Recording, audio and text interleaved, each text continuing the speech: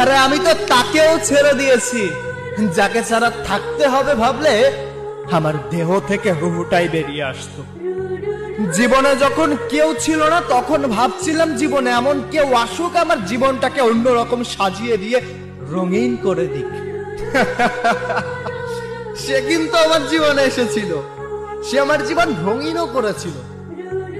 কিন্তু বিচ্ছেদের যন্ত্রণা যে এতটা ভয়ঙ্কর হবে যদি জানতাম, তাহলে কোনোদিন এই জীবনে কাউকে চাইতাম না। আমি সেই সব মানুষদেরকে একটা কথা বলতে চাই যে মানুষগুলো এখনো কোনো সম্পর্কে জড়ায় নাই।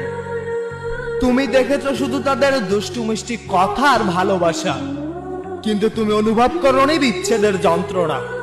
বিচ্ছেদের যন্ত্রণা কেমন হয় যদি তুমি জানতে চাও, তাহলে কারো প্রতি অসীম পরিমাণ মায়ায় জড়াও।